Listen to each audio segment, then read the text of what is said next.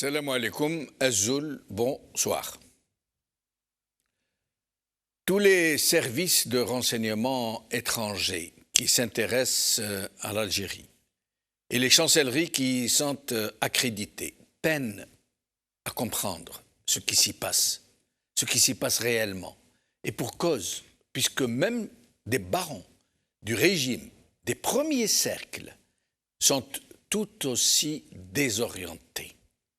C'est un peu comme un navire en pleine tempête dans la nuit la plus noire, qui n'a plus de gouvernail, qui ne vogue plus que par les effets du vent et de la houle, qui le ballotte dans tous les sens. Plus personne ne sait qui dirige quoi que ce soit dans ce malheureux pays. Aucun observateur, fût-il le plus avisé et le mieux branché du pays, ne peut évaluer la situation à une échéance moyenne dans un pays frappé par une crise multidimensionnelle quasi insurmontable, où la presque totalité de la jeunesse ne rêve plus que de pouvoir s'expatrier, où le nombre de harragas a explosé, où les prix des produits à la consommation a atteint des plafonds jamais observés, où des millions de personnes ont basculé dans la précarité en très peu de temps. La décision politique, qui jusque-là a toujours été un tant soit peu homogène, composée de personnages quasiment inamovibles, notamment au sein du haut commandement militaire, est devenue polycéphale, dans une dynamique très délétère, très fluctuante, où les équilibres ont été rompus, où la prédominance passe d'un groupe de pression à l'autre quasiment du jour au lendemain, où tous les risques pour les barons du régime sont désormais possibles, jusqu'à l'incarcération, jusqu'à la saisie de tous les biens, jusqu'à la dégradation au rang de simples soldats. Et encore pire, plus que cette versatilité du pouvoir de décision, est ce phénomène du nomadisme des principaux acteurs militaires qui passent sans avertir d'un clan à l'autre sans autre état d'âme. Il arrive ainsi que sans prévenir, un parrain, un baron, se retrouve le plus farouche ennemi du clan à qui il appartenait la veille seulement. Et pour boucler la boucle de tout ce charivari, et contrairement au frère Bouteflika, qui avait réussi, rappelons-le, la gageure de domestiquer la junte, de la confiner à son seul rôle militaire, par le truchement magique de la rente et des subsides liés au faramineux budget militaire qui lui était concédé, sans aucune forme de contrôle, ni a priori, ni a posteriori. Contrairement donc au frère Bouteflika, le président Tebboune, qui avait été placé à la présidence par l'ex-chef d'état-major, s'est avéré non pas un régulateur, non pas une simple façade, non pas un modérateur entre les forces en présence, mais un catalyseur de la débâcle, un accélérateur dans le sens pyrotechnique du terme, qui a fait sienne la devise de diviser pour régner, qui croit pouvoir affaiblir les groupes de pression en attisant les dissensions qui se déclarent entre les uns et les autres, qui fait des appels du pied au président français, lui faisant croire que les généraux le freinent et l'entravent dans ce qu'il affirme être une transition vers la démocratie. Dans le même moment où il le jette, le même président français, on pâture aux généraux quand celui-ci le prend au mot et qu'il affirme publiquement que le président algérien est l'otage d'un système politico-militaire. Une petite phrase assassine qui a bouleversé le sérail politico-militaire, justement. Une formulation inédite dans la bouche d'un président français, dans la bouche de tous les présidents français qui se sont succédés, puisque pas un seul parmi eux n'a osé une telle déclaration. Un très grave précédent pour la junte, toutes coteries confondues, qui l'ont ressenti comme une menace d'internationalisation de la désormais question algérienne. Mais il n'y a pas que cette confusion, que cette foire d'empoigne. Il y a aussi cette menace sourde d'une guerre régionale probable dont le régime se sert très habilement pour hystériser la société et tenter de rallier autour de lui le plus grand nombre de patriotards inconditionnels. Il y a aussi ce durcissement de la répression qui ne recule plus devant quelque méthode qu'il soit, ni quelque violation du droit. Il y a aussi ce retour du terrorisme pédagogique confié à d'ex-criminels contre l'humanité qui ont été rappelés et qui n'ont même pas renouvelé leurs méthodes éculées puisqu'ils usent des mêmes poncifs télévisés d'une menace terroriste qui chercherait à détruire l'Algérie en faisant appel au sionisme et autres ennemis du genre qui sont convoqués tous les jours par une presse aux ordres. Il y a aussi cette inconditionnelle soumission de la presse dite la plus indépendante du monde arabe et qui fait chorus avec les thèses les plus grossières du régime. Il y a aussi cette volonté de casser par tous les moyens l'opposition, la pseudo-opposition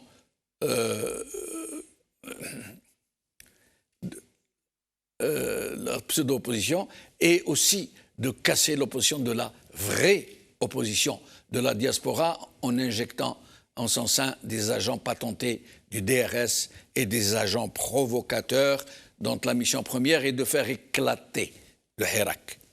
Il y a aussi cette tactique cousue de fil blanc de faire basculer le plus grand nombre possible de Kabyles dans les rangs du MAC en victimisant ce dernier. Il y a aussi ces tentatives sournoises qui se déploient dans les coulisses pour ébranler, mettre en branle un processus de réhabilitation des membres du régime qui sont en prison, une dynamique qui se présente sous le concept de réconciliation économique, puisqu'en l'occurrence, le régime va proposer leur libération contre la restitution de l'argent qu'ils ont volé au trésor public. Zama zama. Et il y a tellement d'autres dysfonctionnements, de crises, de coups tordus, de dérèglements qui plongent chaque jour un peu plus ce malheureux pays dans l'incertitude et le désordre, dans un climat généralisé de fuite en avant, de mensonges institués en méthode de gouvernance, de menaces ouvertement déclamées contre quiconque oserait la moindre récrimination, dans un climat généralisé de terreur ou de connivence. Ce qui explique ce silence de, comme je viens de le dire, de la pseudo-opposition, cette soumission de la presse dite indépendante, ce recul civique et politique de millions de hirakistes et cette ambiance de fin de règne à couper au couteau. Mais tant va la cruche à l'eau. معطيات برامج الأغذية العالمي التابعة للأمم المتحدة مؤخرا الذي صنفت بلادنا في الخانة الزرقاء باعتباره البلد الإفريقي الوحيد وفي العالم العربي الوحيد وفي القارة الإفريقية الوحيد الذي يعد مستقرا غذائيا وهو بذلك في نفس مستوى الدول الأوروبية والأمريكية حيث تتناقص نسبة الجوع إلى حدها الأدنى بما يعادل 2.5%. Algérie, ni capitaine, ni gouvernail. C'est le titre de notre émission d'aujourd'hui.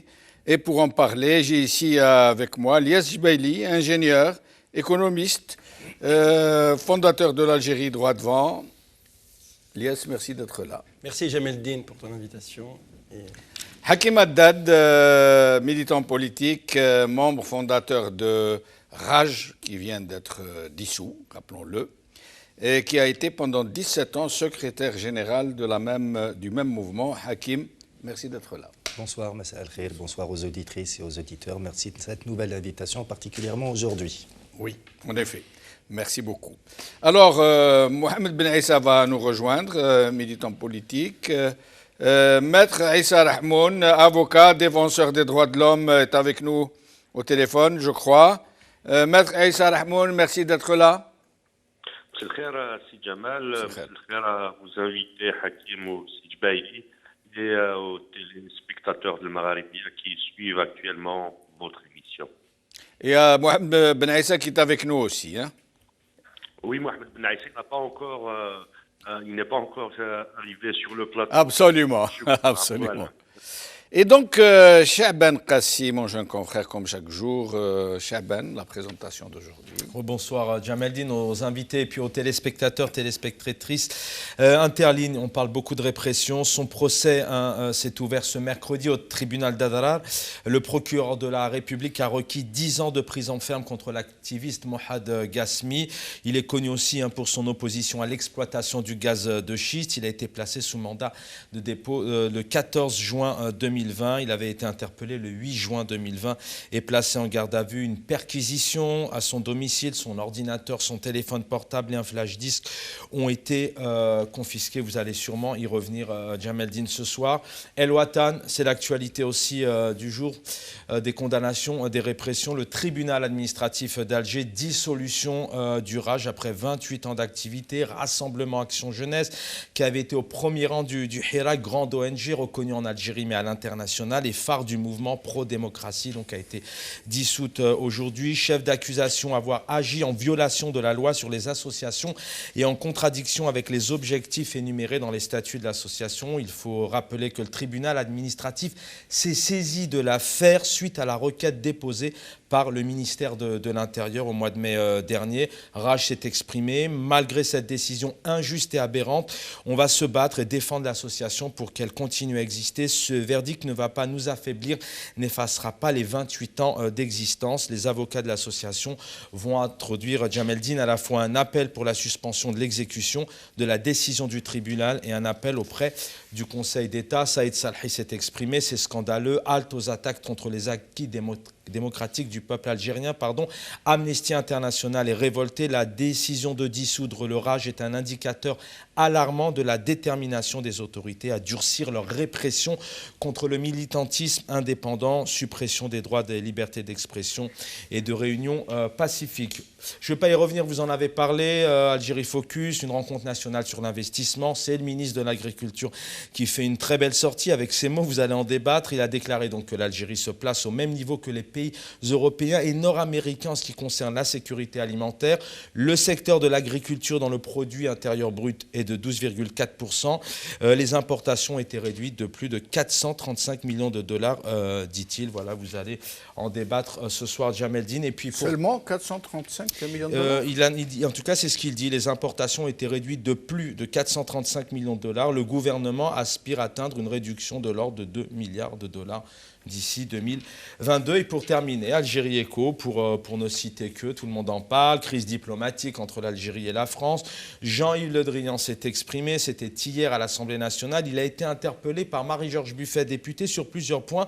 Elle a évoqué le Hirak, mouvement pacifiste, 2 ans après, et les revendications sont toujours présentes. Elle a été claire sur le 17 octobre 61. Voilà ce qu'elle dit: assassinat d'Algériens par la police française sur ordre du gouvernement. Il ne nous appartient pas de nous prononcer sur les revendications du Hirak ou les réformes, mais Mais voilà ce qu'elle dit, ça c'est important. Nous devons être clairs, donc la France, sur la condamnation et la répression sur ce mouvement et notre appui sur les forces démocratiques en Algérie. Réponse de Jean-Yves Le Drian. Il a réitéré son respect fondamental de la souveraineté algérienne et en contradiction notamment à Marie-Georges Buffet concernant les condamnations et la répression que subit le peuple algérien. Jean-Yves Le Drian, encore une fois, en aucun mot il s'est exprimé, ni aucun avis, ni aucune réaction. Merci Chaban. Avec plaisir, bonne merci. soirée, bonne donc, émission. Demain donc. Alors, notre invité central aujourd'hui, Hakim Haddad, parce que son mouvement a été dissous. Alors, qu'est-ce qui se passe? Pourquoi? En quoi vous avez dérangé 28 ans plus tard? Ben voilà, vous avez donné la réponse. C'est parce que nous dérangeons, c'est parce que pendant 28 ans, date officielle de la naissance de cette organisation, de cette association, le 16 mars 1993, où nous avions reçu l'agrément officiel qui permettait donc d'activer officiellement. Et bien apparemment, depuis 28 ans, nous dérangeons les autorités. Alors, c'est pas une crainte qui est que d'aujourd'hui, qu'il y ait des procédures judiciaires, juridiques plutôt, contre cette association. Simplement, on est passé entre les mailles du filet depuis très longtemps. Voilà, et pourtant, et dernièrement, au mois de juin, le ministère de l'Intérieur, sûrement agissant pour les intérêts de X et de Y ailleurs, a émis un dossier où il demandait au tribunal administratif de dissoudre cette organisation pour les raisons officiellement qu'a dites votre confrère Chaban, donc que nous n'étions pas en conformité avec les lois la loi 1206, la loi des associations, ce qui est strictement faux, et c'est même pas moi qui le dis ou nous qui le disons seulement, je veux dire, si ça avait été le cas depuis 2012, eh ben, ils auraient agi depuis 2012, 2013, 2014. Pourquoi attendre 2021, même si personne n'est dupe, et que nous ne suivions pas, que nous n'étions pas en phase avec les statuts de cette association. Les statuts de cette association, je dirais juste un des articles principaux de cette association, c'est faire, entreprendre, virgule, faire et entreprendre toute action qui va dans le sens de l'éveil sur les questions dans le domaine, chez les jeunes, dans le domaine de la citoyenneté, de la démocratie, du respect des droits humains. Donc si on n'est pas dans notre rôle d'organiser des initiatives, d'organiser des forums de débat, d'organiser des universités d'été, d'organiser des formations pour les jeunes sur différents sujets, et j'en passe et des meilleurs, et ben, à quoi servirions-nous en fait? Mais derrière ces prétextes déclarés, qu'est-ce qu'on vous reproche au juste? Je pense que d'abord, ce qui touche aujourd'hui le rage et les enragés, comme on aime à nous appeler, c'est que c'est toute la société algérienne, toutes les personnes éprises de liberté et de démocratie et de lutte pour les libertés et pour la démocratie et pour les droits humains et pour la citoyenneté qui doit se sentir concernée. Nous avons reçu, et nous tenons à les saluer et à les en remercier s'il y a lieu, énormément de soutien depuis quelques jours suite à le lancement d'une pétition qui a été lancée, donc énormément de soutien, mais c'est d'abord et avant tout, tout le monde doit se sentir concerné parce qu'aujourd'hui c'est nous, demain ce sera d'autres. Oui, mais vous n'avez pas répondu à la question. Justement, j'y arrive. La réalité, c'est qu'en fait ce pouvoir, et c'est valable pour Rage, mais c'est valable pour d'autres organisations, partis politiques, associations, je ne vais pas tous les citer, mais qui sont dans le viseur de ce pouvoir, c'est qu'il ne laisse pas les organisations, il ne laisse pas la société s'organiser. Parce que laisser la société s'organiser, c'est automatiquement un danger pour lui. Donc l'association Rage, elle travaille dans la sensibilisation, elle sensibilise les jeunes, ça fait 28 ans, elle conscientise, en tout cas elle a la prétention de participer à le faire et elle le fait, et elle mobilise. Donc Et elle a été très présente pendant le Hirak. Et elle joue son rôle, entre autres choses, pas seulement, mais entre autres choses, pendant le Hirak, effectivement. En tant que mouvement organisé. Donc, j'arrive. Donc, le fait qu'il y ait une organisation aujourd'hui, par exemple le RAJ, qui rassemble des jeunes, qui sensibilise les jeunes, qui conscientise les jeunes, ça veut dire qui arme pacifiquement les jeunes pour leur avenir et pour la vie de la cité, et qui organise ces jeunes-là, bien évidemment que pour ce pouvoir, c'est un danger, et c'est un danger surtout après avoir vu le rôle du RAJ pendant le Hirak justement, qu'il soit en Algérie ou même ailleurs. Il fallait en finir avec cette organisation de la même manière qu'ils essayent d'en finir avec d'autres organisations, que ce soit politiques ou autres. Voilà, donc c'est une association, c'est une organisation qui a toujours travaillé, je tiens à le dire, et beaucoup connaissent cette organisation, et qui a appelé, qui a travaillé et qui a appelé, y compris pendant les 10 ans de guerre en Algérie, les 10 ans de guerre civile ou les 10 ans, la fameuse décennie, qui avons toujours 10 ans de guerre contre les civils. Dixit Sil Hussein Allah yarhamou.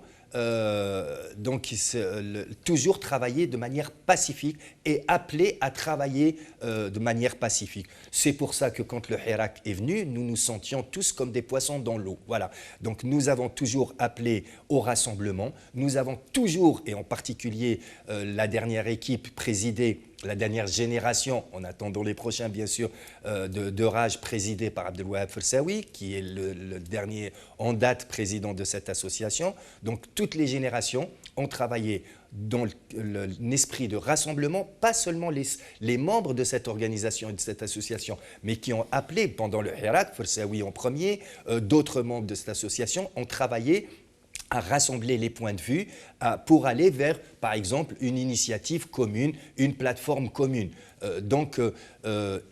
Effectivement, le pouvoir, c'est pas étonnant, malheureusement, mais a vu rouge, j'allais dire, et a décidé d'aller beaucoup plus loin parce que la répression nous tombe dessus depuis, j'allais dire, pratiquement 2 ans après la naissance de cette organisation. Depuis 1994, nous n'avons pas arrêté d'avoir des interdictions, des interpellations au commissariat, que ce soit les membres sur la capitale ou les membres qui étaient dispatchés à travers le pays, y compris dans le sud.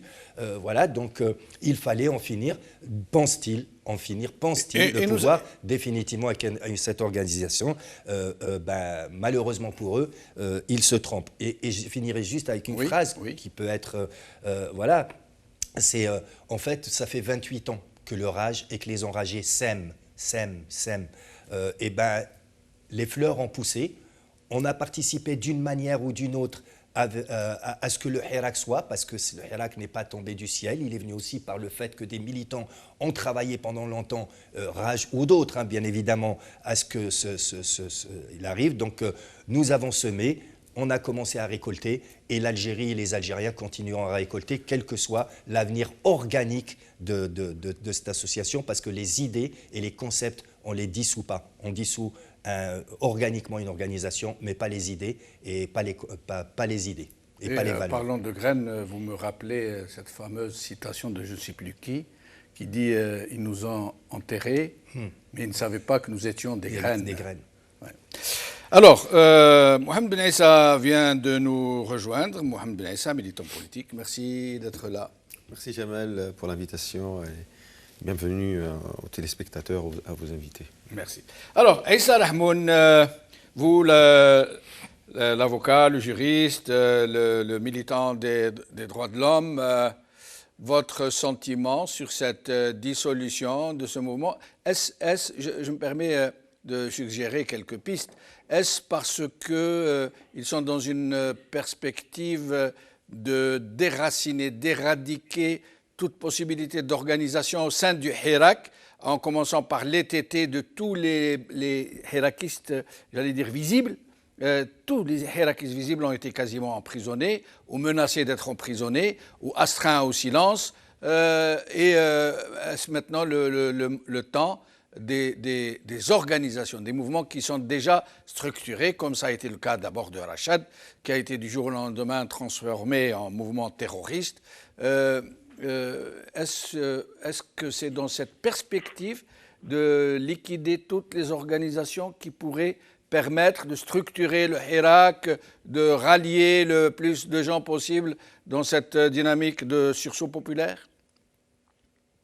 Oui, tout à fait. Il n'y a pas photo sur ça. Mais avant de répondre aux pistes que vous avez proposées et puis à votre question, Si Jamal, permettez-moi de saluer au passage Hakim Haddad, qui est un camarade. On a eu à travailler ensemble sur beaucoup de dossiers, sur beaucoup de lois alternatives, sur beaucoup d'actions, sur beaucoup.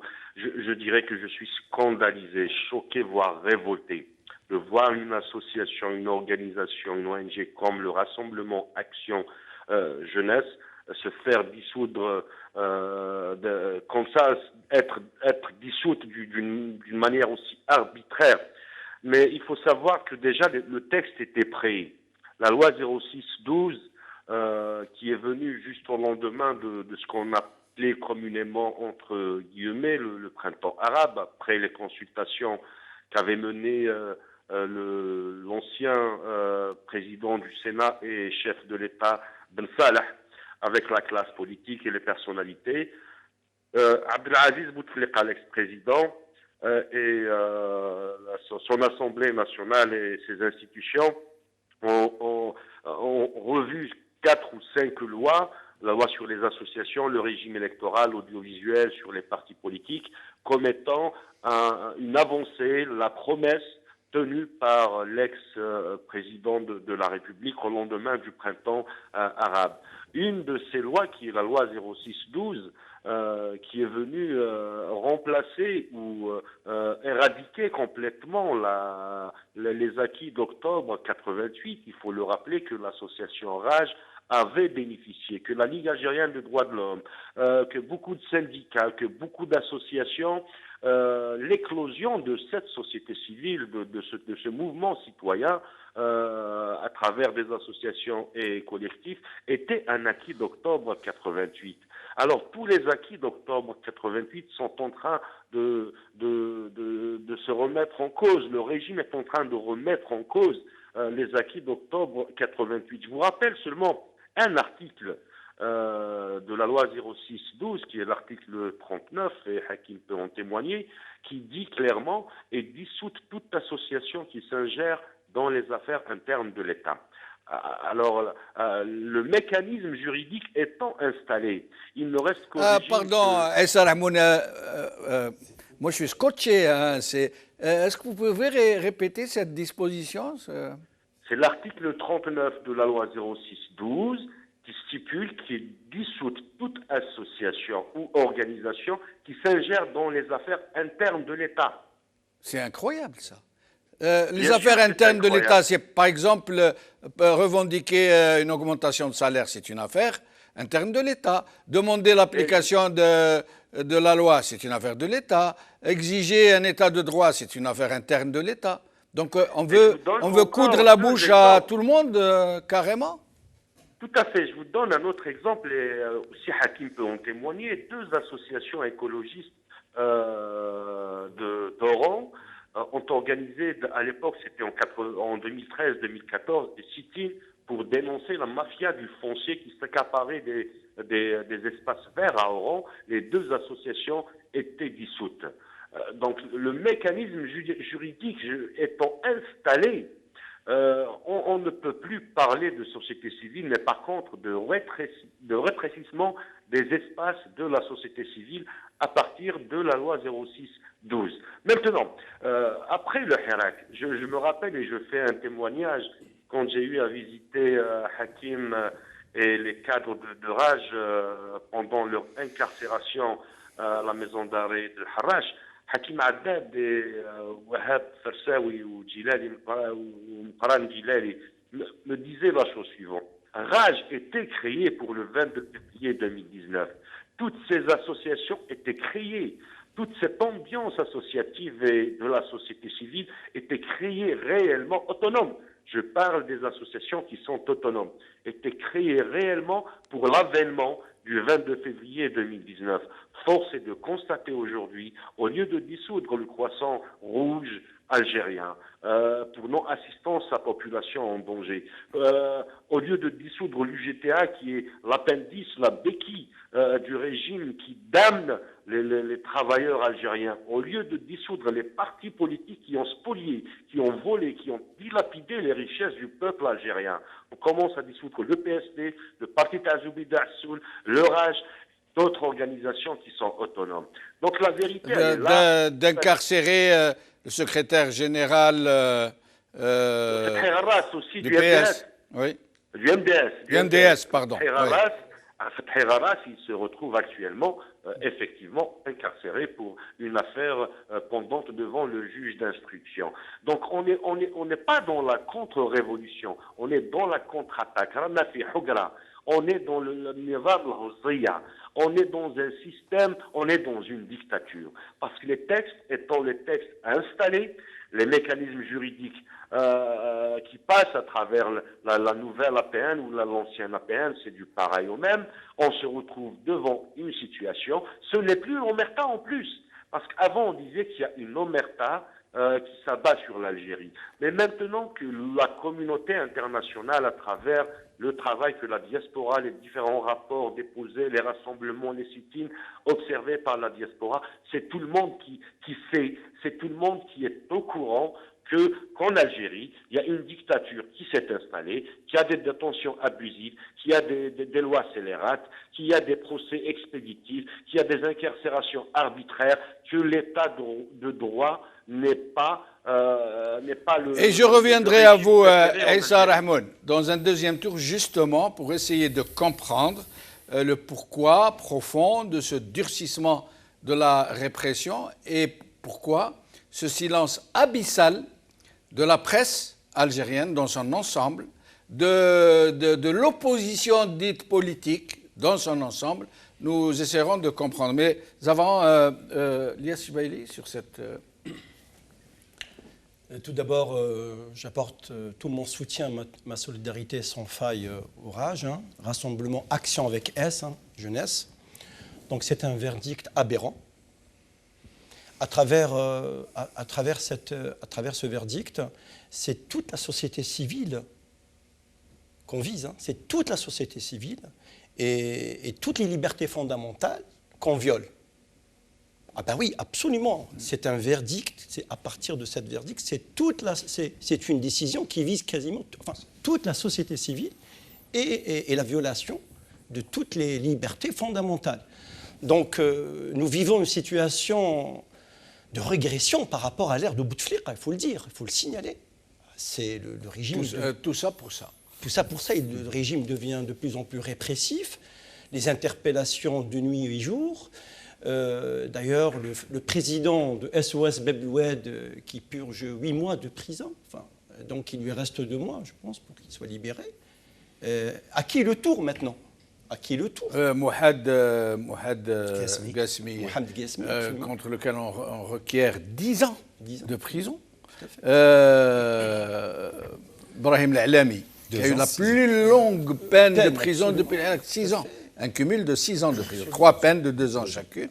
Pas seulement, il y a d'autres dans le même... C'est incroyable. C'est incroyable quand on voit, par exemple, Saïd Bouteflika hier... C'est un vrai durcissement. Ah, c'est un durcissement. Là, le système, le régime, il devient de plus en plus répressif, dur. En fait, son objectif, c'est anéantir le Hirak et mettre fin à toute forme d'organisation. Quand il y a une organisation, ça remet en question, c'est-à-dire sa propre existence. Donc lui, il n'accepte pas l'organisation. Donc il va s'attaquer forcément à qui est le tour, à des partis. Quel parti pourrait s'attaquer, puisqu'ils font tous profil bas? Je laisse finir, mais... Oui. Après, on ne parle pas des partis inféodés, on parle des partis qui sont dans l'opposition. Quand même, il y a une opposition en Algérie, peut-être, elle ne s'affirme pas, mais il y a une opposition. Il y a des associations qui sont en ligne de mire, on peut le dire, peut-être SOS Bebloued, oui, pourquoi pas, je sais pas. Des partis politiques, vous pouvez en citer, qui soient dans une vraie offensive pour le Hirak, pour l'état de droit. Moi, je vois peut-être... UCP, Le RCD, l'UCP de Zoubida Assou, le RCD, le PST. Un peu, mais timidement quand même. Hein. Il risque le coup près, là. Oui, voilà, donc, oui, bien sûr, c'est le risque de la vocation. Mais j'ai l'impression qu'il ne l'assume pas beaucoup, très franchement. Je suis désolé de devoir le dire comme ça, mais c'est mon avis. Ouais. Après, donc, maintenant, il y a une machine qui est mise en place, hein, une machine qui est réglée de façon chirurgicale, que toute association qui commence à s'organiser en Algérie, qui revendique... Hein, moi, je dis... c'est un avertissement qu'ils sont en train de lancer ou c'est la mise en branle d'une dynamique? Ah oui, le régime, il a actionné. Au fait, moi, j'ai dit qu'il a actionné via une façade juridique liberticide, par le biais de loi. Bien sûr. Par le biais des mécanismes de loi, une façade juridique liberticide, c'est-à-dire liberticide, c'est destruction de toute liberté. Il veut mettre fin à toute forme d'organisation. On a vu aujourd'hui la dissolution du RAJ. À qui le tour? C'est la question qu'on se pose. Quasiment, c'est toute la société civile qui est visée. Ça veut dire que ce régime, il n'a pas changé d'un iota. Il est toujours dans une spirale diabolique. Il refuse la démocratisation et la libéralisation de... Ah oui, tout à fait, absolument, tout à fait, oui, c'est clair. Mohamed? Tout d'abord, tout mon soutien à l'association Rage et qu'aujourd'hui on est tous Rage. Hein. Donc on le dit, on a tous la rage contre cette junte militaire, cette mafia. Voilà, cette mafia, on ne peut pas dire autre chose, cette mafia qui est au pouvoir. Je pense que ça intervient au moment où le Hirak se pose des questions. Ça peut être un mal pour un bien, moi je le vois comme ça. Pourquoi? Parce que depuis un certain moment, on a entendu un discours au sein du Hirak qui disait que voilà, telle structure devait se dissoudre. Pourquoi? Parce que les traits mis en avant, et je fais référence à Rachad, à un certain moment, ça a été dit, il y avait une tendance chez certains Hirakistes de dire oui voilà, donc presque jouer le jeu du pouvoir, que les structures qui s'étaient organisées, qui étaient plus visibles, qui ont joué leur jeu comme Raj dans le Hirak, certains Hirakistes ne comprenaient pas l'importance des structures, pensaient que c'était dans une logique de concurrence et tombaient dans cette mauvaise lecture. Donc regardez que le système n'a pas de partie prenante idéologique. Hein. Il peut dissoudre Raj comme il peut dissoudre n'importe quel autre parti. Le problème n'est pas un problème d'islamiste ou de laïcard ou je ne sais pas de quoi. Le problème est d'une société organisée qui fait peur à ce système. Donc je pense que, encore une fois, c'est une preuve pour nous que la meilleure façon pour vaincre ce système, c'est de s'organiser. C'est de déjà sauvegarder les structures qui sont là. Il n'y a pas d'autre moyen, en fait. Hein. Ce système s'est habitué depuis longtemps avec une désertification de la scène politique. Vous parlez tout à l'heure des partis politiques. Je suis un petit peu de l'avis de Jamel. Oui, rares les partis politiques maintenant qui osent lever la tête face à ce régime. On comprend, mais moi je suis d'avis qu'il n'y a rien sans rien, et surtout dans ce domaine-là, les grands hommes qui ont inscrit leur nom, et voilà, on peut dire, on en a beaucoup, même parlant de Raj, Hakim était passé par cette case-là, case prison, et on parle de... Oui. Je prends ton exemple. En fait, il n'y a pas d'autre moyen. La démocratie, la liberté, ça s'arrache, ne se donne pas. La case prison, la case dissolution, dans un système comme l'Algérie, une junte militaire, ni loi, ni foi, donc, et presque un passage obligé. De quoi on a peur? Les structures qui risquent maintenant, en parlant de tous les partis politiques, bien sûr qui risquent d'être dissous. Où est le problème? On recrée un autre parti et on repart vers cette vocation, vers ce rêve, et que le peuple plus tard dit, voilà, que vous avez... Même sans agrément? Même sans agrément, mais bien sûr. Et bien sûr, toutes les luttes dans le monde étaient dans la clandestinité. On ne peut pas... Le FLN avait-il un agrément en 1954 sans vouloir faire dans la... Voilà. Donc moi, je suis dans cette logique. Je dis que c'est un message fort qu'on envoie aussi à nos compatriotes en Algérie, aux partis politiques, à toute la composante politique. il ne faut pas avoir peur. Et si vous, demain, vous serez déçus, on vous soutiendra et vous sortirez par la grande porte et vous restez vivant. Baissez vos têtes et avoir peur de ces acquis infinis, d'avoir un siège à Alger ou avoir un député ou avoir je ne sais même pas quoi comme aide. Ou être reçu par le Wali et avoir je ne sais même pas quoi comme prestige, alors que le peuple souffre le martyre, que les militants simples. Pourquoi un militant sort dans la rue, il risque tout? Parce qu'il n'a rien, il est convaincu, il va jusqu'au bout. Moi, j'ai vu un témoignage d'un militant, il a dit que j'ai été appelé au mois de février 2020, la police l'a convoqué, on va vous parler rapidement. Il a été incarcéré 4 mois. Et aujourd'hui, il y a 3 jours, il a été appelé de la même manière. On va juste te parler rapidement. Il a été incarcéré encore, on ne sait même pas ce qu'on lui reproche. Donc des militants sortent comme ça, avec tout le courage. Et notre classe politique s'est rentrée parfois, et le plus souvent, dans une sorte d'institutionnalisation. Donc voilà, c'est une certaine oligarchie politique qui fait partie de l'écosystème de cette mafia.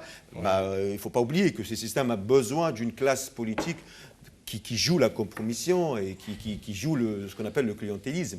Donc, beaucoup, il faut le dire, beaucoup de ces partis politiques sont dans cette configuration de l'écosystème et qu'à un certain moment, pour faire tomber ce système, il faut tout tomber, l'écosystème et le système à la fois. Donc, parce que voilà, c'est l'écosystème qui porte le système. Tous ceux qui sont maintenant dans le Parlement, ceux qui vont se présenter aux élections législatives, tous ceux qui interviennent, qui d'une manière ou d'une autre, font écho à cette politique, à cette feuille de route qui est vraiment diabolique, comme je viens de dire. Donc, font partie de ce système, il faut le dire. Mais voilà. Juste, au fait, oui.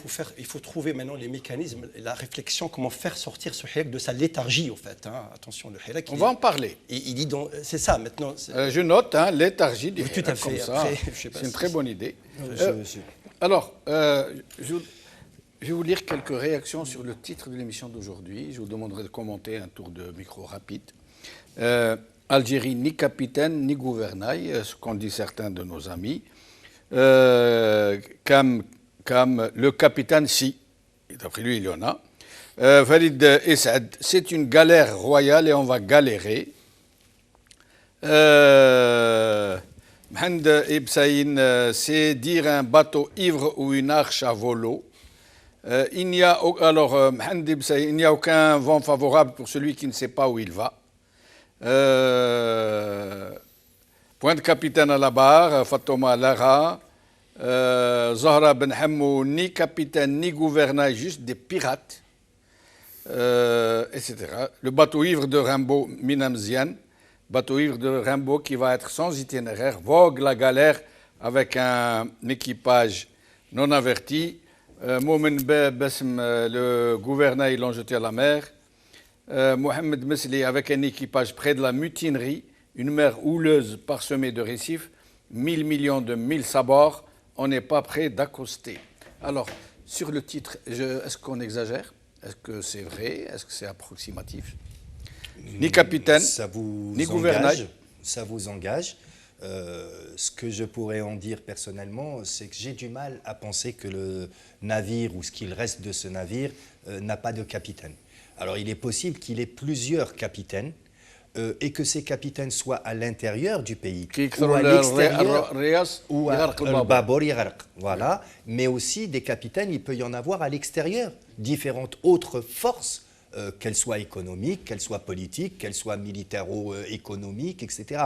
Donc je pense que j'ai du mal en tout cas à penser que le bateau Algérie n'a pas de capitaine, avec ou sans S. Il s'avère que ces capitaines, s'ils sont là, ou ce capitaine, est aussi diabolique que ce qu'on peut dire de ce régime. Quant au gouvernail, effectivement, là je suis d'accord, il n'y a pas de gouvernail, c'est même plus du mois après mois, c'est vraiment, ça navigue à l'œil, quoi. Aïssa Rahmoun, rapidement sur le titre, est-ce que c'est de l'exagération? Est-ce que ça illustre la vérité? Algérie, ni capitaine, ni gouvernail. Ce n'est pas de... Non, c'est pas de l'exagération, réellement. كما نقولوا عندك نزل من الرياس يزريغ البابور يغرق كان بزاف الرياس البابور يغرق et puis même si on peut leur crédit qu'il y ait beaucoup de rias في هذا البابور ولكن est-ce qu'ils ont une boussole quand on a une boussole on peut arriver à bon port mais là هذا البابور ما عنده لا بوصله لا راي ضد الراي. Alors, vous rajoutez même la boussole. Ni capitaine, ni gouvernail, ni boussole. Boussole. Allez. Aliès. Moi, je vais faire une métaphore, si tu permets, cher Jamel Din. Moi, je le compare de ce régime. Attention, le régime peut-être... je ne suis pas d'accord sur un point quand on parle qu'il y a une rupture des forces à l'intérieur du régime. Non, je ne pense pas qu'il y ait une rupture des forces. Il y a toujours une force, une contre-force. Forcément, il y a des clans, certes. Il y a un clan qui a pris le dessus sur l'autre. On ne sait pas qui c'est. On ne sait pas qui gouverne l'Algérie. Réellement, tout est opaque. On ne sait pas. Personne ne sait qui gouverne. Dans l'arrière-chambre, qui quand on voit, par exemple, Macron qui apporte qui dit qu'il travaille bien, qu'il s'entend bien d'homme à homme, de président à président avec Tebboune. Mais il a dit aussi que c'est un système politique oui, militaire. Justement, qui dit qu'il est otage, je ne suis pas d'accord. Il n'est pas otage, c'est un pion. Quand on est otage, certes, on refuse, c'est un pion. Il y a la sémantique du mot, il n'est pas otage, c'est un pion. L'otage, c'est malgré lui. Absolument, l'otage, c'est malgré lui. Le pion aussi, c'est malgré lui.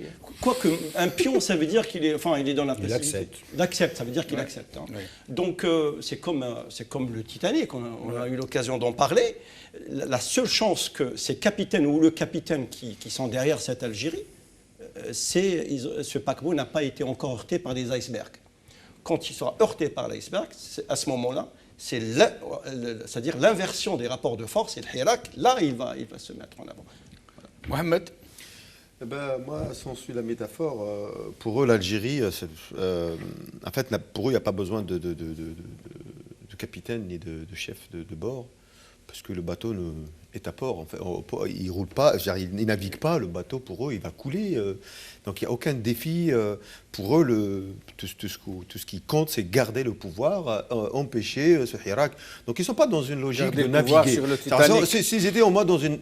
Tous les pays ont une stratégie, ont un plan. Je sais pas, l'Algérie, je sais pas, la France 2030. En Algérie, on n'en a pas ça. Ils sont pas... Ceux qui sont en place actuellement, ils ne sont pas dans une projection sur le long terme. Pour eux, l'intérêt premier est de garder le pouvoir. Donc à la place du capitaine, moi je dis, voilà, il n'y a pas de capitaine, mais c'est un grade en plus. Il n'y a que des généraux, donc qui détiennent le bateau et qui ne veulent pas quitter le bateau qui va couler. Donc, voilà. Alors, il ne fait aucun doute qu'il y a un durcissement de la répression. Merci. Aucun doute. Merci. Et quel durcissement? Ça veut dire qu'ils sont montés de plusieurs crans d'une fois. Alors, quelles sont les vraies raisons? Pourquoi?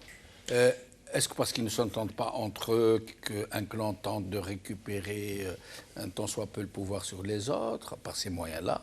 Est-ce parce que, par peur de revoir le hirak revenir? Je vous laisse d'abord dire merci. Merci, parce que c'est fondamental comme question. On va essayer d'y répondre. D'abord, vous me permettez, à chaque fois que j'ai pris l'habitude maintenant, depuis vos dernières invitations, quand je passe sur votre plateau, je cite au moins 2 ou 3 détenus d'opinion, prisonniers. Alors, un que je voulais citer, vous l'avez cité vous-même tout à l'heure, Brahim Lalami, et raison de plus, avec ce qui vient d'écoper, je ne dirais pas le pauvre, parce qu'on assume. Voilà. Oui, et je suis sûr, connaissant Brahim, je suis sûr qu'il assume, même s'il a sur le dos 6 ans de prison. Et je voudrais revenir, ça a été dit tout à l'heure par mon ami... Issa Rahmoun, pardon, mon ami, mon camarade et mon visiteur en prison, c'est Ghasmi. Mohand Ghasmi, qui vient de faire quand même, qui en est à 16 mois de prison préventive. 16 mois. Et au bout de 16 mois, pourquoi je cite particulièrement, le juge... Au bout de 16 mois, le juge, aujourd'hui, et après que le procureur ait demandé la peine que vous avez dite, le juge, il a demandé un complément d'enquête. 16 mois ne lui ont pas suffi pour un dossier qui est aussi vide que tous les détenus politiques qui sont passés depuis juin 2019 dans les prisons algériennes. Voilà. Donc, c'est une punition par la prison préventive. D'abord et avant tout, absolument. Voilà. Sachant effectivement que l'ami Gasmi a été effectivement à l'avant-garde sur les questions du gaz de schiste, on le cite très souvent, mais qui existait déjà avant la mobilisation dans le Sud sur le gaz de schiste, sur les questions environnementales. Pour en arriver, donc, c'est montrer leur volonté quand ils veulent faire taire quelqu'un, ils mettent tout, ça ne veut pas dire qu'ils y arrivent, mais ils mettent toute leur force, quitte à se ridiculiser pour continuer à le faire taire. Donc, au bout de 16 mois, quand même, un juge devrait savoir de quoi il en retourne dans un dossier. Mais bon, pour en arriver à votre question, et c'est ce que je viens de dire, pour moi, ça fait déjà un moment qu'on dit que la répression qui s'abat sur le peuple et pas on voit seulement Mohamed en lucarne à côté de vous. Voilà. Salutations à tous les amis et tous les habitants particulièrement du sud de l'Algérie. Oui, voilà, oui. Particulièrement parce qu'on en parle très rarement et la répression là-bas auprès, en particulier des citoyens et surtout des militants, elle se fait de manière très féroce parce que le monde regarde, où on regarde et les réseaux sociaux, le nord de l'Algérie, mais le sud est aussi combatif, est aussi volontaire pour changer les choses que ce que sont les gens dans le nord ou dans la diaspora. Par la misère. Et les pressions sont encore la répression par la misère. Et les pressions sur ces militants et sur leurs familles se font encore de manière plus drastique que pour nous, que ce soit dans le nord de l'Algérie ou en dehors de l'Algérie. Donc moi, par rapport à votre question, moi je dirais que on est en train, pour moi, quelque part, de dépasser la phase où ce pouvoir, ce régime, veut faire taire le Hirak, veut faire taire. Là, c'est pour parer à tout ce qui pourrait, à l'avenir, faire d'une certaine manière qu'il y ait un nouveau mouvement, que ce soit le Hirak ou autre chose. Il essaye de parer, à mon sens, il est en train de passer, de faire taire le Hirak, de faire taire les militants, de faire tomber le khawf, la peur sur les citoyens, etc., pour annihiler le Hirak. D'accord. Mais en s'attaquant maintenant à plus que ça, des organisations comme le RAJ, mais pas que, des partis ont été cités tout à l'heure, qui sont dans le viseur. Alors on en pense les uns les autres que ce qu'on veut, mais que ce soit l'UDS, l'UCP, ou le PST, sont dans le viseur. Donc il est passé à une autre étape qui est d'essayer de faire table rase de tout ce qui pourrait lui porter préjudice d'une manière ou d'une autre sur l'avenir, sur le moyen et le long terme. Donc voilà, et bien évidemment, pense-t-il pouvoir y arriver, mais je pense également que c'est parce qu'il panique, parce qu'il n'y a pas de gouvernail, parce qu'il y a un capitaine, et je ne parle pas spécialement de M. Tebboune, hein, quand je dis capitaine ou général, d'ailleurs vous auriez dû dire ni général ni gouvernail, c'était plus à même pour l'Algérie, en tout cas il n'y a pas de gouvernail. Voilà. Et il y a une grosse peur, parce que dans la population, les gens ont peur, nous avons peur, et c'est légitime. C'est légitime aussi que ce pouvoir et ce régime a peur, parce qu'il sent qu'il est de moins en moins en capacité de s'en sortir, non seulement maintenant avec son peuple, en tout cas le peuple algérien, je ne sais pas si c'est son peuple, mais avec le peuple algérien, mais avec son environnement, que ce soit dans la région ou au niveau international. Donc il panique, il réprime, et il voit au jour le jour les choses essayer d'arriver. À la Gaudi, il y a une façon de naviguer qu'on appelle naviguer à la Gaudi. Vous savez ce que c'est? C'est une longue perche on la pousse pour atteindre le fond et on pousse. Et on avance à coup à coup. À chaque fois, on fait avancer une fois. Et on remonte la Gaudi et on la replonge. Issa Rahmoun, sur cette question, pourquoi ce durcissement? Quelles en sont les causes profondes?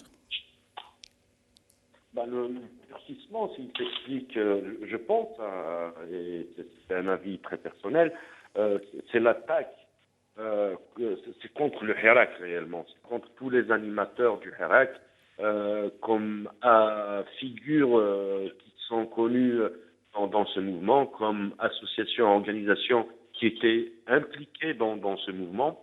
Réellement, dans la société, je vis en Algérie, contrairement à mes amis, à mes camarades, vos invités, où je rencontre des gens, où je discute avec des gens.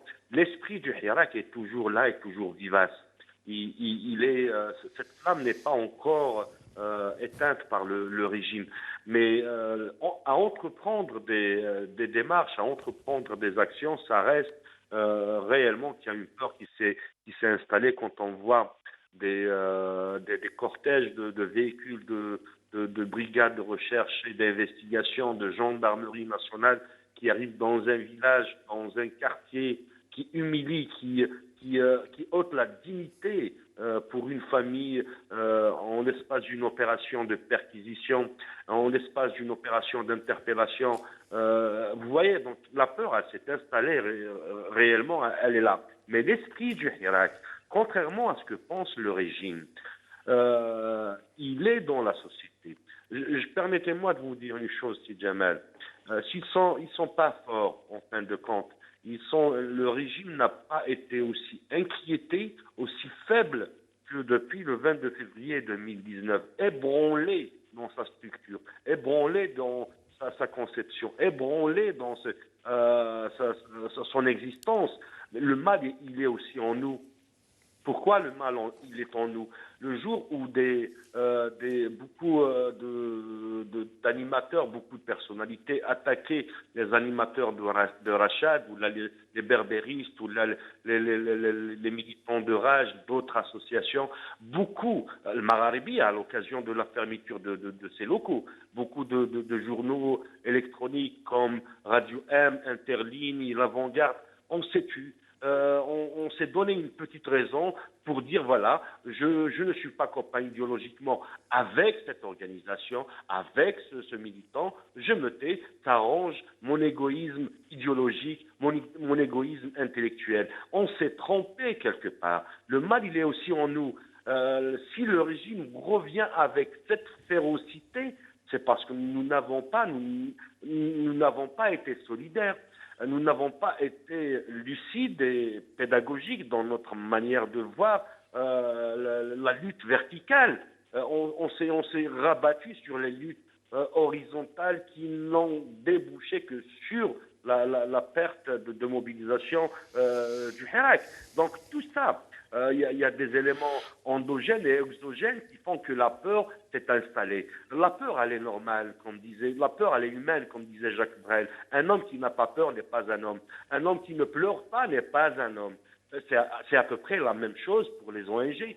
Mais la solidarité, ça me rappelle cette belle histoire du cycle de vie des porcs-épics, qui en période d'hibernation se mettaient se paraient au froid d'hiver, ils se piquaient entre eux. Mais à l'occasion, au passage, ils se font très mal, parce que les pics de mon voisin me transperçaient le corps. Et ils finissent par se relâcher. Dès que le froid les rattrapa, ils se mettent encore à se faire des câlins, à s'approcher l'un de l'autre. C'est ça aussi la société civile, c'est ça aussi la classe de l'opposition en Algérie. C'est comme ce cycle de vie des porcs-épics.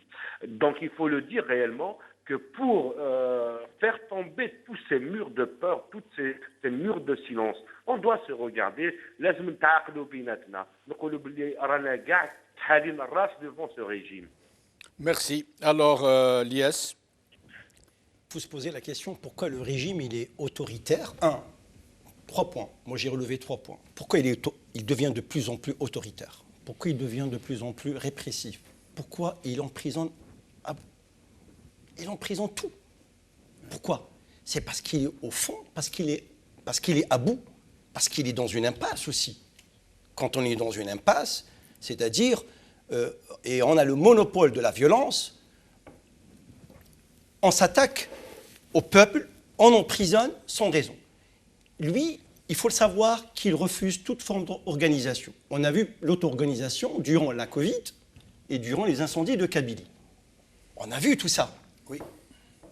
Ça ne lui a pas plu. Ça ne lui a pas plu. Ouais. Ça ne lui a pas plu. Pourtant, ça ne lui a pas plu parce qu'il n'aime pas cette forme d'organisation. Parce que cette forme d'organisation, ça unit le peuple, ça cimente le peuple. Et ça se passe de lui.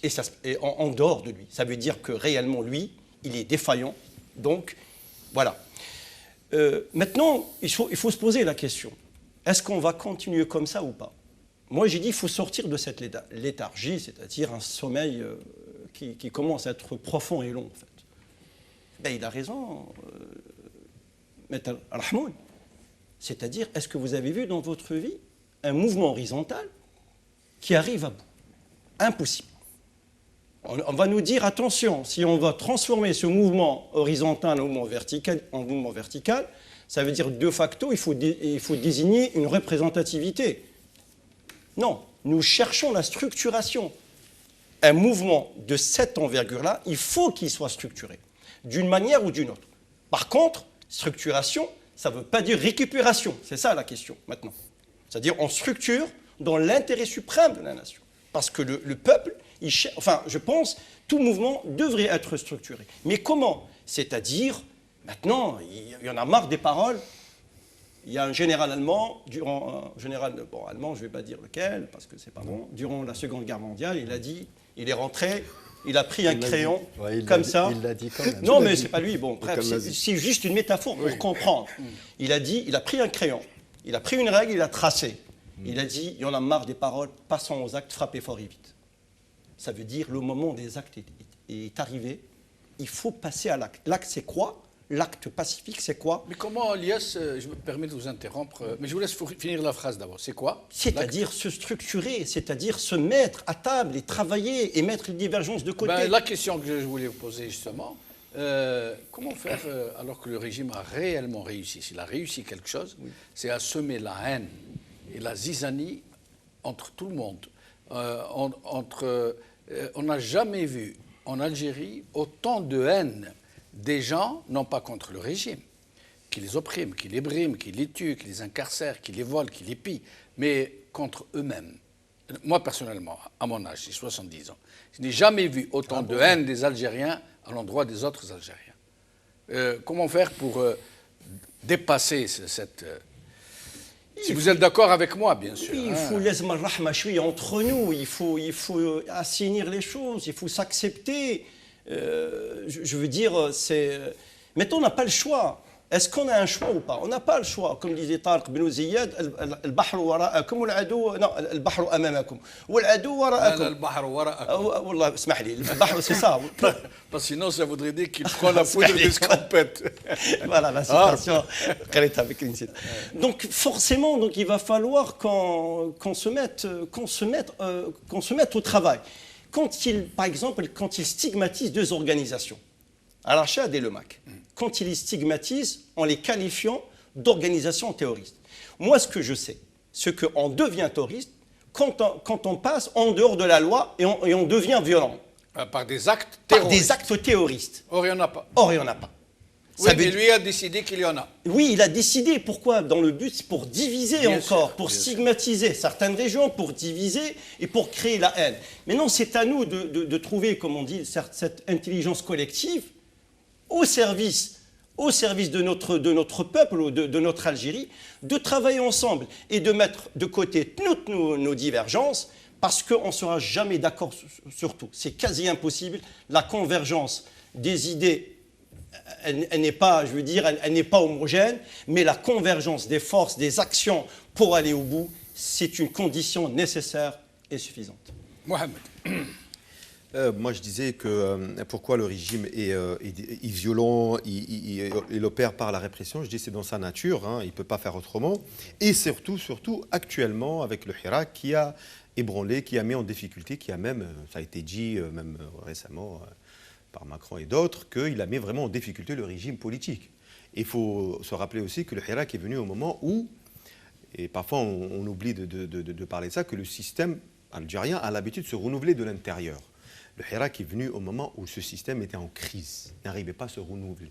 De l'intérieur, il y avait la piste de Saïd, il y avait le 5e mandat, qu'est-ce qu'on fait, un président mourant, un président... donc voilà, le système était déjà en crise avant le Hirak, et le Hirak était vraiment la conscience qui est arrivée vraiment au bon moment. Donc, et pourquoi actuellement le système, il pouvait trouver des ruses, il pouvait trouver des stratagèmes. Pourquoi il est avec cette médiocrité? Parce qu'il n'y a plus d'hommes politiques dans ce système. Il n'y a plus d'hommes politiques. Il n'y a plus d'hommes avec une hauteur qui peut, je ne sais pas, trouver des solutions, proposer, feinter ce peuple-là. C'est qui gouverne actuellement? C'est les vieux généraux qu'on connaît, Chengriha et Nazar et Toufiq et je ne sais pas qui, et qui se font la guerre entre eux. Donc aucune culture politique, réflexion toujours contre une culture de la répression. Voilà, oui, une culture justement. Ils sont en train d'agir d'une manière naturelle, propre à eux, de leur formation. Ce sont des militaires. Donc un militaire qui est menacé, la première chose c'est de localiser l'ennemi et puis éliminer l'ennemi. Donc ils sont dans cette logique simple qui est basique. Ils veulent éliminer toute menace. Donc le Hirak est venu au moment où déjà le système était faible et le Hirak les a vraiment anéantis, affaiblis, les a poussés à se manger, à se, entre parenthèses, entre eux. Vous dites quelque chose de très sensé, je trouve.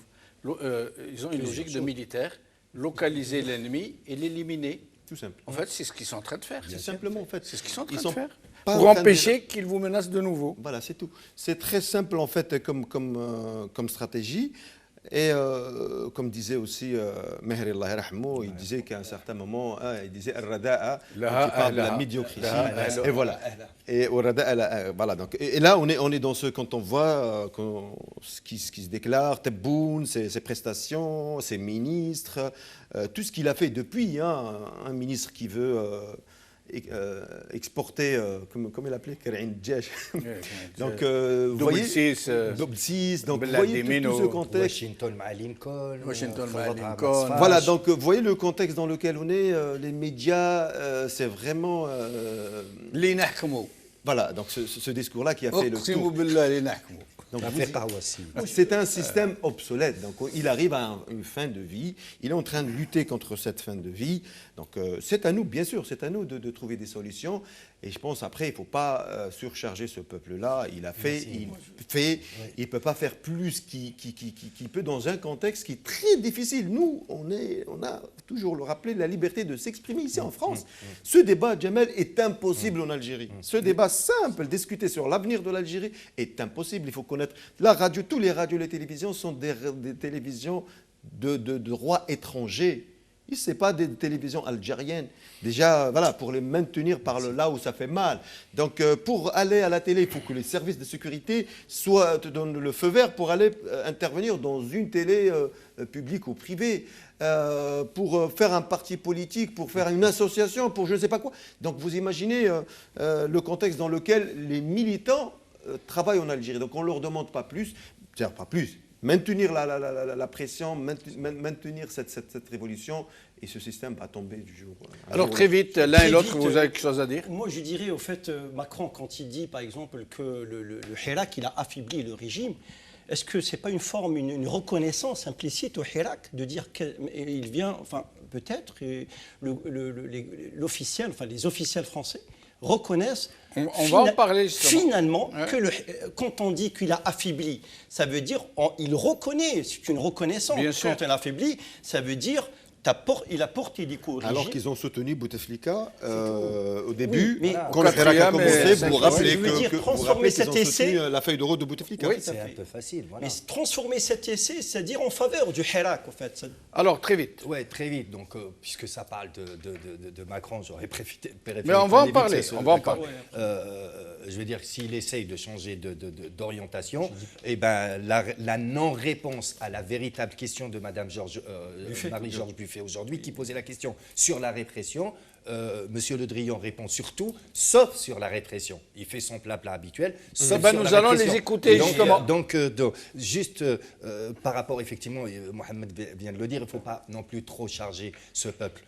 Et dire que Rami Teklo, Badrambad, etc., il y a trop d'animosité. Et je pense qu'aussi qu'on est au temps des réseaux sociaux et donc ça grossit ça amplifie énormément ce qu'on ne voyait pas auparavant mais qui existait déjà. Quant aux perspectives, moi je vous le demande, M. Benchenouf, depuis plusieurs fois que j'ai le plaisir et le privilège de venir ici, organiser un débat sur les perspectives justement, Oui, sur les perspectives, nous allons le faire. et nous débattrons, et je pense que c'est important, tant pour nous que pour nos amis. C'est dans les tablettes. Alors, nous allons écouter Marie-Georges Buffet d'abord, puis la réponse de M. Le Drian, et puis nous allons entamer le dernier tour de micro.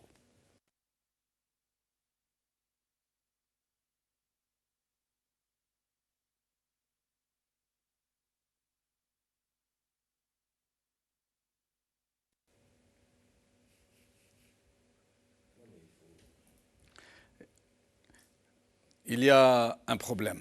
Alors, j'aimerais ceci étant dit, c'est dommage, on ne pourra pas voir ces images, la déclaration de M. Macron, qui a dit le Hirak a fragilisé le système. Fragilisé, il a dit. Ah bon, vous êtes sûr?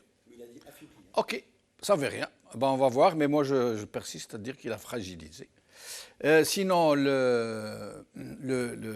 l'autre chose très importante, il a qualifié le système comme étant politico-militaire. Ça n'a jamais été dit par un quelconque président français, lesquels sont les plus proches du régime algérien, les protecteurs, à un point où les gens pensent que le régime algérien est un proconsul de la France néocoloniale. Mais est-ce à dire, avec ces interpellations, ces déclarations d'ONG diverses, d'organismes de tout genre, y compris à l'ONU, au sein de l'ONU, au sein de l'Union, du Parlement européen, est-ce à dire que le Hirak va devenir la question algérienne?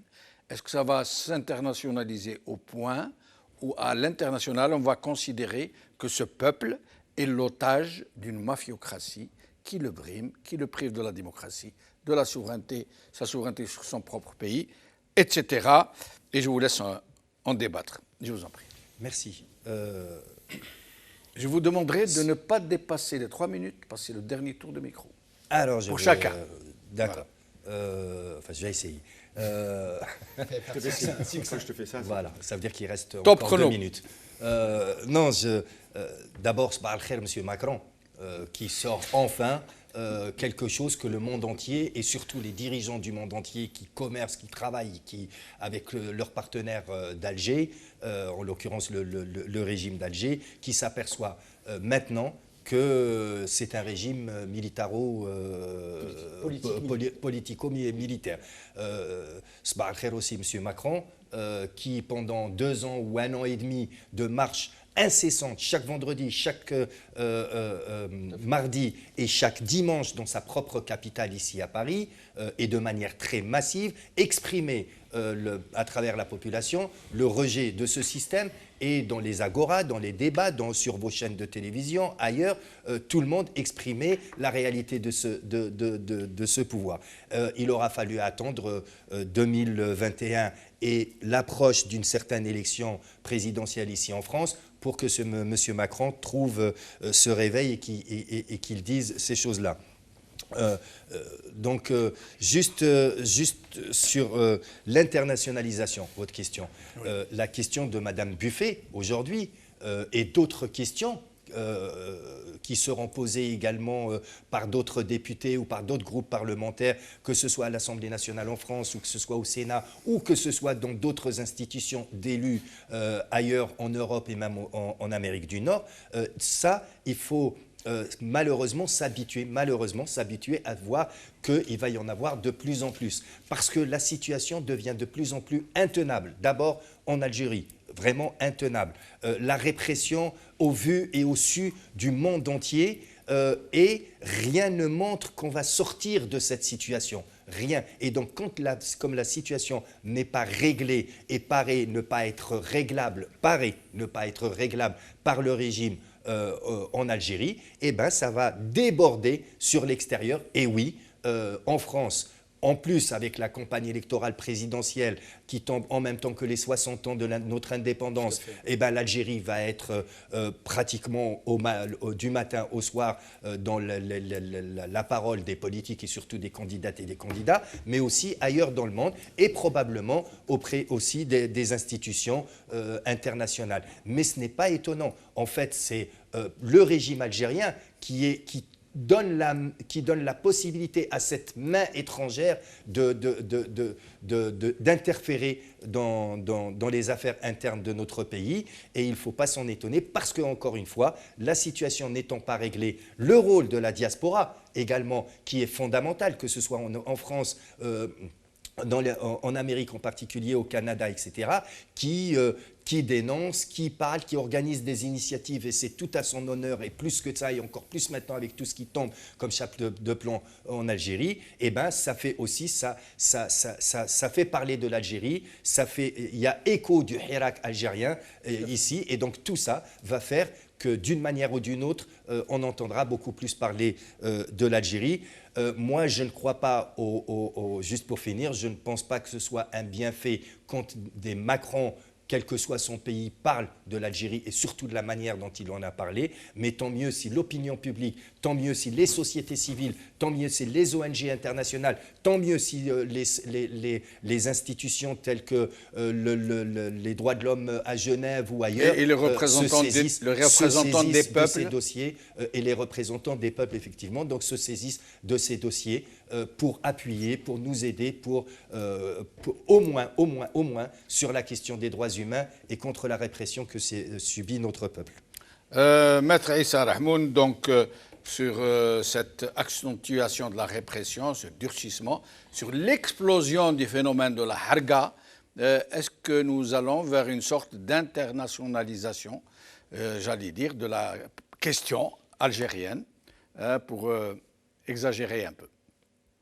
Non, mais l'internationalisation, elle est déjà là. Permettez-moi de revenir sur les propos de M. Jidel, qui disait le bahru amamakum wal adu. Lias Jbeili. Pardon. Donc, il disait que le bahru amamakum wal adu wara'akum. Ça s'applique sur la diaspora comme ça s'applique sur nous. C'est la même chose. Même la diaspora, avec tout ce qui se passe en Algérie, le bahru amamakum wal adu wara'akum. Quand on parle de adu, c'est tous ces protecteurs du régime algérien. Je voudrais dire que probablement, je vais faire dans l'anticipation, les propos de Macron, les réactions des officiels français, ils viennent juste après que la Russie, la Chine et la Turquie ont affiché clairement leur protection au régime algérien. Le clin d'œil fait par Tebboune, le chef de l'État, pour Washington, il s'est trompé de personne, c'était Abraham Lincoln, aux Américains.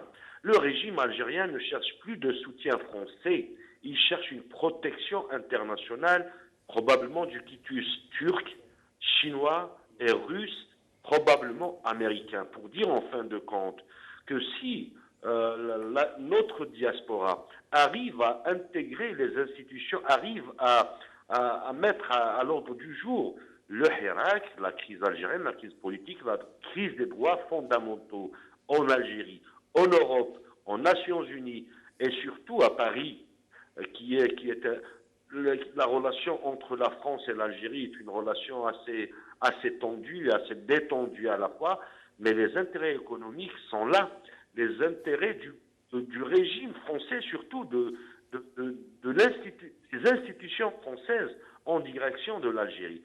L'IOM, l'Afrique, elle est devenue l'Afrique en général et l'Algérie en particulier. C'est devenu c'est comme cette bonne femme qui disait au suivant la fameuse chanson de Jacques Brel. Et le régime algérien est devenu le comptoir qui reçoit toutes ces demandes des Occidentaux. Donc c'est pour cela que le Bahr wara'akum hatantouma, ceux qui sont mes camarades qui sont à la diaspora, l'adou wara'akum wal bahru amamakum, l'adou wara'ana wal bahru amamana. C'est pour cela ce cordon ombilical qui n'est pas coupé par la diaspora, il faut le maintenir, vous êtes notre fierté. Merci Issa Rahmoun. Lias Jbeili, sur l'internationalisation de la question algérienne, en forçant un peu le trait, bien sûr. Moi, je vais être droit au but. Oui. Maintenant, ni Hachma, ni Gdma, ni l'arrière, ni le devant. Maintenant, il faut internationaliser la question algérienne, c'est très important. Il faut l'internationaliser, il faut internationaliser notre lutte. Nous sommes un peuple, nous aspirons à être un pays démocratique. à l'instar des autres nations, nous aspirons à avoir nos propres libertés, enfin toutes les libertés fondamentales dans ce pays. Donc il n'y a pas de honte. Quand on voit... Mais Lies, juste une précision. Oui. Que, comme l'a dit Goubil Hakim, l'internationalisé venant des peuples, de leurs représentants, les parlements, les ONG ou par les États. Oui, absolument. Parce que si on dit qu'il faut internationaliser, ça va être aussi le cas de l'OTAN. Tout à fait. Aussi... De toute façon, il n'y a pas, entre les nations, il n'y a pas, comme disait le refrain du général de Gaulle, il n'y a pas d'amis, il y a des intérêts. C'est une affaire d'intérêt. Donc si Macron il apporte son soutien à Tebboune, en fait, parce qu'il y a des intérêts économiques très importants et des investissements très importants de la France en Algérie.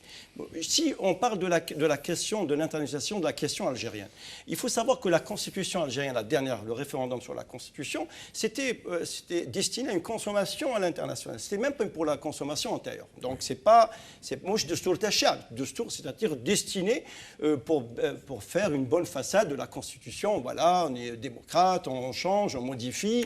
Donc moi, je dirais, il faut faire un travail pédagogique dans certaines régions de l'arrière-pays qui disent attention, si on fait appel. Non, il y a une omerta, la loi du silence et des tabous sur certains sujets, il faut les éclater. Maintenant, qu'est-ce qu'on veut? Si on veut aller au bout, on a besoin, c'est vrai, de la solidarité des peuples, mais aussi peut-être, il faut inverser cette équation de peut-être, je dirais, certains États qui seront enclins à nous aider. Oui, à nous aider, à aider un peuple qui aspire à être un peuple démocratique. Parce que ce régime, il n'est pas enclin, il n'est pas là pour les libertés, c'est-à-dire il refuse toute solution, il est incolore, inodore, comme je dis, il n'a pas de couleur, il n'a pas d'odeur, il est sourd, il est muet à toute forme de revendication du peuple. Maintenant, qu'est-ce qu'il faut faire ? Durant la guerre de libération, je pense que la question algérienne a été internationalisée. Il y avait le militaire sur le politique, parce que en face, il y avait une armée coloniale, enfin une puissance coloniale, donc il fallait... Les politiques sur le militaire. Non, c'est-à-dire ils ont utilisé le militaire pour avoir l'indépendance. Oui, forcément, durant la guerre de libération. Mais c'est que ce régime, il n'a pas cessé. Il n'a pas compris une chose, en 1962, il fallait laisser de côté le militaire et reprendre que le politique. C'est la raison pour laquelle nous refusons la militarisation de la politique en Algérie. Et maintenant, qu'est-ce qu'il faut faire? C'est le régime. Quand je parle du régime, je ne parle pas de l'État. Parce que l'État algérien, il est une chose, les régimes est autre chose. Les régimes disparaissent, l'État algérien reste. Maintenant, qu'est-ce qu'on veut? Il faut internationaliser, il faut jouer sur tous les fronts. On a des détenus d'opinion qui croupissent dans les geôles, il y a des anonymes, des fois moi je vois un petit peu sur des supports de réseaux sociaux, il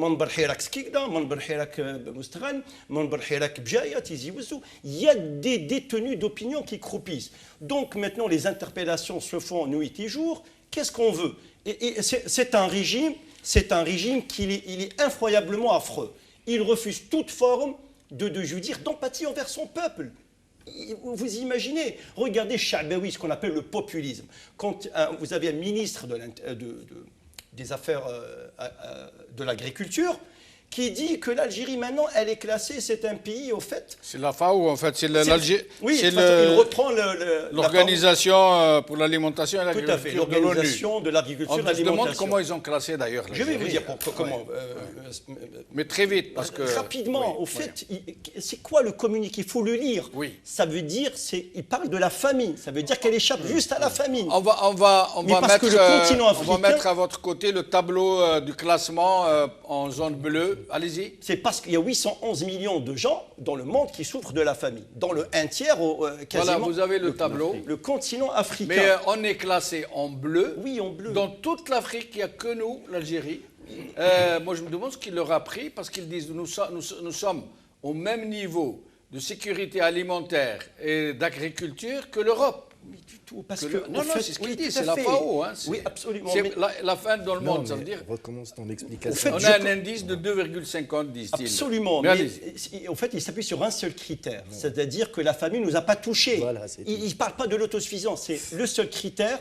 La famine, le majara, ne nous a pas touchés, tout simplement. Mais ça ne veut pas dire que nous ne sommes pas autosuffisants. Mais lui, il ne dit pas ça. Lui, il dit nous sommes classés au même niveau en termes de niveau alimentaire et d'agriculture que l'Europe et les États-Unis. Mais c'est déjà étonnant qu'il n'ait pas dit qu'on était mieux qu'eux. Oui, mais parle, au fait, sur le classement, c'est surtout le continent africain qui est atteint par la famine, la Somalie, le Congo et surtout l'Afrique centrale.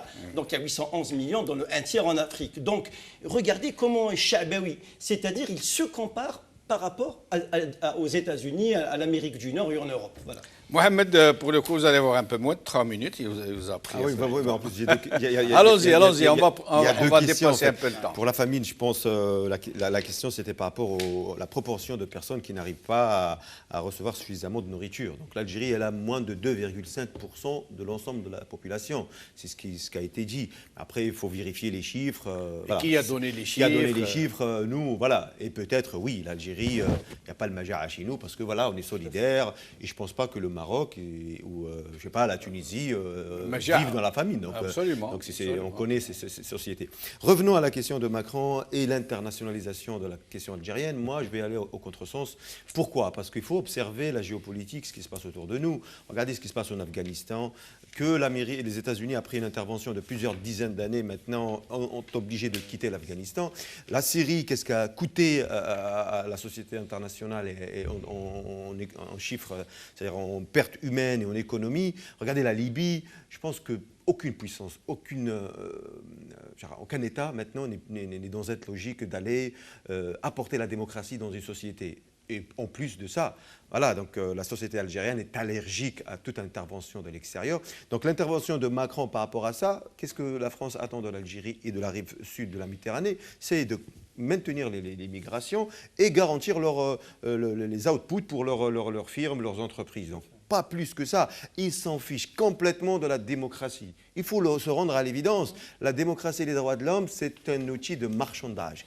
Macron a reçu, il y a quelques mois, rappelons-le, le Sisi, le général de Sisi, qui a tué, qui a brûlé des êtres humains vivants et qui a renversé un président élu. Voilà. Et qui a été reçu d'une manière que ni Tebboune, ni Bouteflika, ni aucun président maghrébin ou même arabe n'a été reçu de cette manière. Moi, j'étais à Paris, j'ai vu, j'ai pas cru mes yeux. J'ai dit, ah bon. Donc, pour vous dire que ces pays européens je crois même qu'ils lui ont remis la médaille de la Légion d'honneur. Bien sûr, bah oui. Donc, je vous dis aussi que la Syrie, elle est en train de se faire intégrer dans la communauté internationale. Bachar Assad, il a été réélu. Et certainement, vous allez le voir dans les capitales européennes bientôt. Donc, de quoi parle-t-on?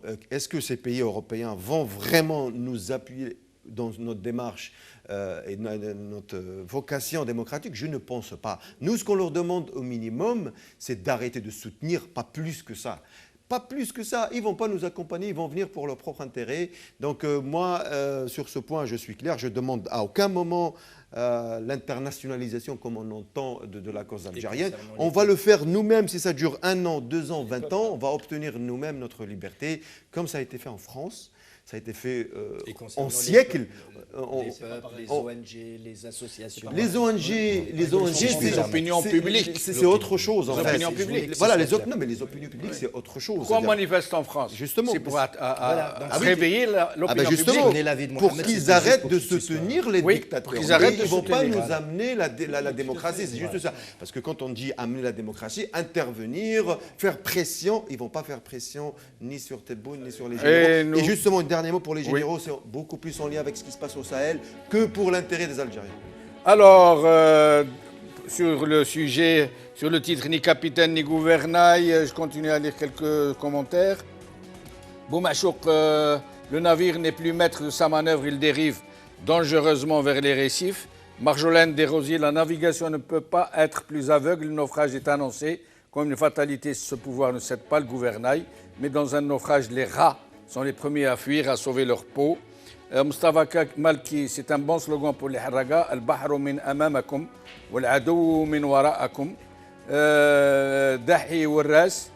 Mais les rats commencent à fuir, ils prennent l'eau, les femmes et les enfants en dernier. Montasor Obetron enfin. اللي مقيود ما يقيد يشد المقذف في وسط الرياح عاصفة العنقة كلمات مصطفى تومي.